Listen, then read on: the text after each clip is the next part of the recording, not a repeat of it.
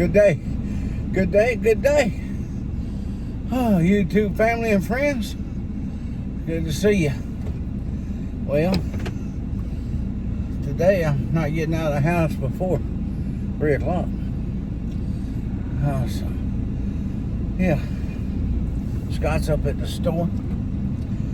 And, I'm gonna let him go fill some trays or something in the greenhouse, whatever he's doing, and watch it for a while. But I'm not gonna have a long video, but I am gonna tell you a story when I get to the fruit stand and when there's nobody around. It's pretty quiet around there. So it is raining again today, and it will be raining again tomorrow, but it's okay because I've got my Lipton, Georgia peach tea, so it'll be all right.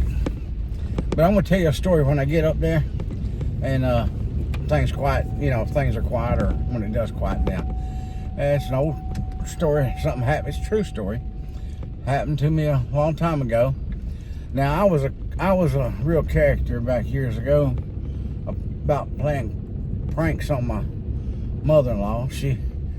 She had a good sense of humor, and sometimes I wasn't even planning a prank on her, and it turned out to be a prank on me at the end. But one way or the other, it was a prank. But I'll tell you the story in just a little while. So don't go nowhere. I'll be back in just a little bit. Well, I told you I'd be right back. See, didn't wait long at all, did you? Well, I made it here, and come to find out, Scott hadn't ate nothing yet today, so he's going to get something to eat. Well, I ate before I came up here, so. Yeah, I told you I'm going to tell you a story, an old trucker story, something that happened. And, well, my mother-in-law, Michael's grandmother, my ex-wife Angel's mother. She was we lost her a number of years ago because of the C word too. And well, she was a truck driver. She loved to drive trucks. And she had her own truck for a while. She never had what I call a good dependable truck. If it broke down, it was just the way it was going to be. Anyway, she ended up out of the trucking business. Yeah. But she still loved to drive. And during the summertime, when produce was good, there was big bucks coming out of California. And there was a non-stop season. That's when you went back and forth. You hauled all you could during that season, at produce season. And, well, I had made a couple of trips, and I was wore out. I mean, I was like, yeah. I already had another load set up in California. I was running a load of carpet out there and going to pick up a load of produce.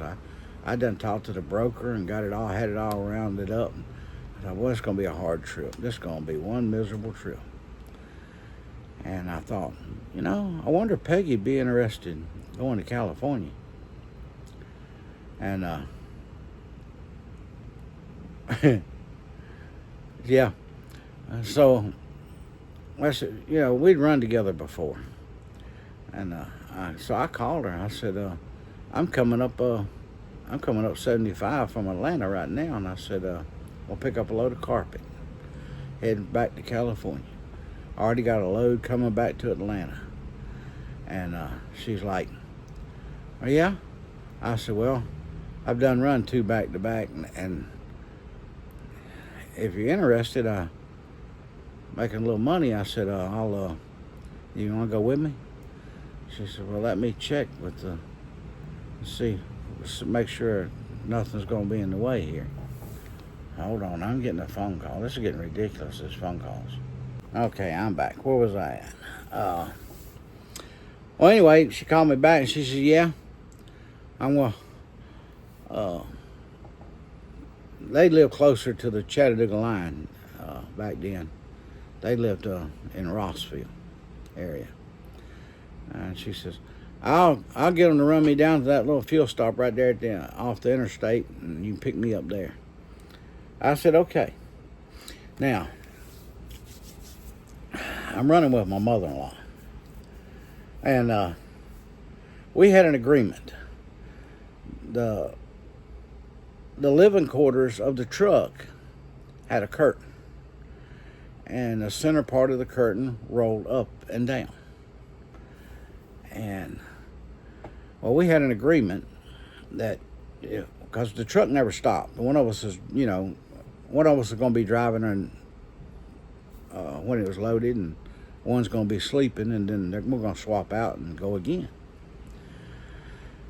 Well, we had a little cooler, and it was sitting in the back there, and we had an agreement that whoever's in the sleeping quarters, the other person driving, never raised the curtain on each other. If you were in a sleeper, that curtain didn't come open till you raised it up and come out. Well, we decided while we do this was we never raised a curtain on each other, and if for some reason I was to stop somewhere while or she stopped somewhere while the other one was still in the bunk asleep, and got out of the truck and left the truck, and if the person woke up or was awake and didn't come out when you did, they would if they got out and I was like, so I'm already in the truck stop and she woke up, okay, and she says, oh, we're stopped somewhere, oh, well, let me go to the bathroom. Well, I decided I wanted something to drink. The cooler was sitting in the back, and I'm like, well, crud, I forgot to pull the cooler up here. Well, I'm going to stop right up here, because I've been driving a couple of hours at the time, and I thought, well, I'll stop at this. We're in Texas now. We're going across Texas. We were on Interstate 10, and I said, I'm pulling this little fuel stop up here, and it wasn't really little. It was pretty. It had a store in it and everything else, and I whipped in there in dirt parking lot. And I didn't really park in a parking place. I parked down on the end there. It was a dirt parking lot. I mean, it wasn't like drawed off lines or nothing. But I parked off down on the end down there, close to where I could shoot right back out. And I went in and used the restroom real quick. Grabbed me something to drink. Went up there and paid for it. And went back out to the truck.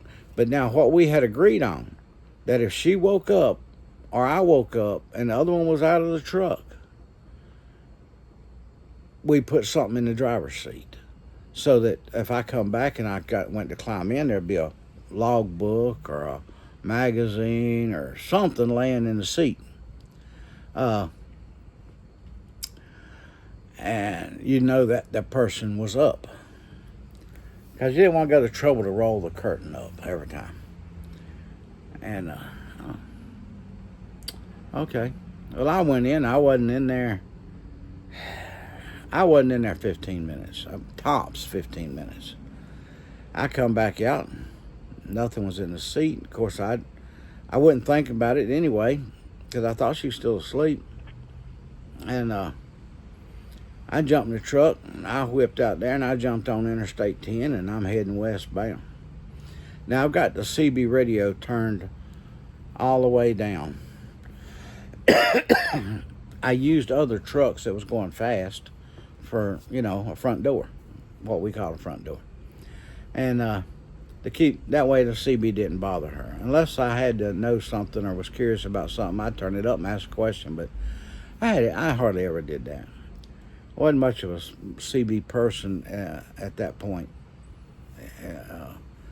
Unless something, we're dead stop traffic or something like that. What's going on while we sitting here or something like that. Or broker or something, or where you're loading at would want get your information. I'm prolonging this, but I'm going to get back on it now. So the CB was turned down. And I jumped on. I had to go back across the interstate to hit the ramp to go west, because it was on the south side of the interstate where I stopped at. And I jumped on the interstate, and I'm sitting about 80 mile an hour and just cruising along. Just, that was slow in those days. And meanwhile, I don't know what's going on in the background, And but Peggy had got out of the sleeper and forgot to put something in the seat. Yep, that's right. I left my mother-in-law out in the middle of Texas at a truck stop.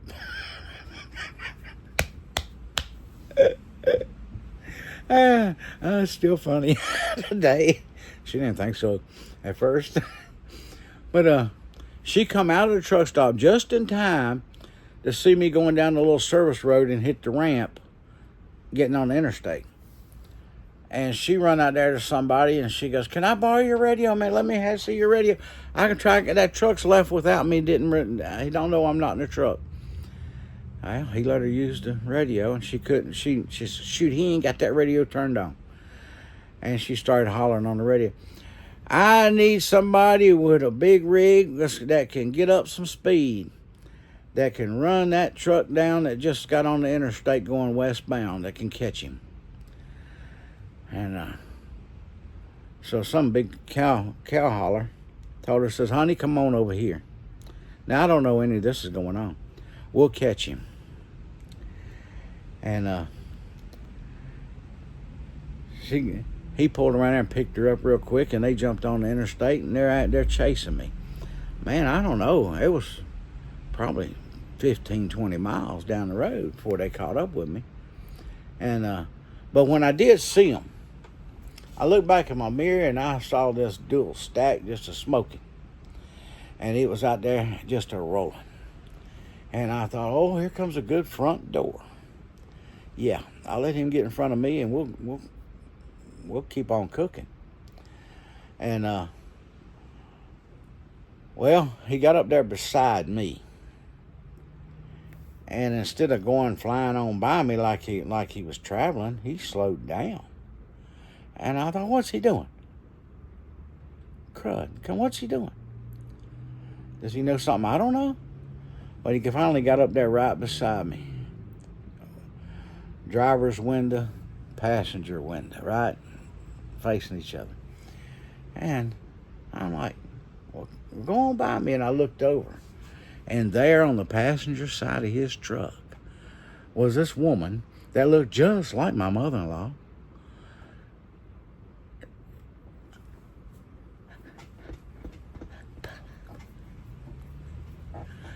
I'm like, I looked at her. I looked back, make sure where I was going. I looked back at the sleeper. It took a minute for it to register. I looked back over at her, and she's still over there.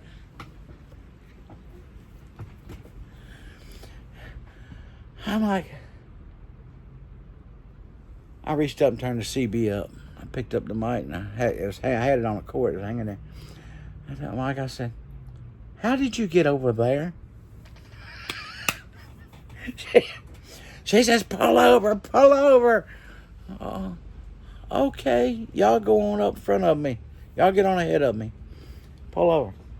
So I got up there, and they pulled over. We got out, and this truck driver, he was laughing about it as much as I was. Once I got past this, shocked that, how my mother-in-law get in that truck? Yeah, sure did. It wasn't, I didn't it was one of those things that happened. It wasn't a prank. Like I mean, I put a lot of little jokes on her, but that I didn't do on purpose. And she's fussing at me, and I said, her name was Peggy Hulsey, and I said, Peggy, you didn't put nothing in the seat. I thought you were still in the sleeper. Yeah, she realized that too. And she says, you've always been trying to get rid of me. Now you're trying to leave me out in the middle of town. She was a character, believe me. She was just as much of a character. Just as good-hearted as she could be. But Lord rest her soul. But she well, yep. So I always went around telling the story for a long time. This was back years ago. And I used to go around telling everybody all the time, yep, I tried to get rid of my mother-in-law. It didn't work. Some bull holler helped her get back home. I thought I'd dumped her in Texas, and that was going to be the end of her. Didn't work.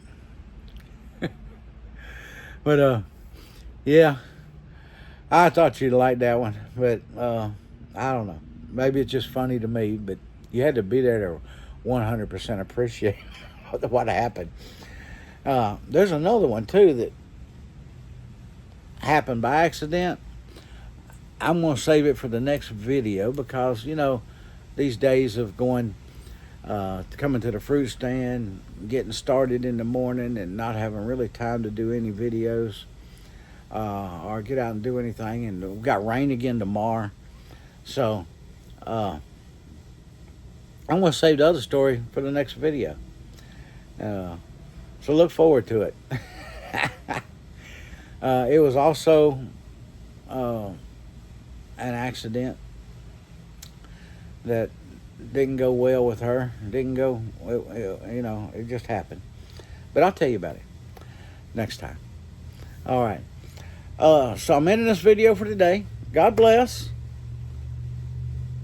Keep on smiling. And remember, Jesus loves you. And have a great rest of your day. Bye-bye.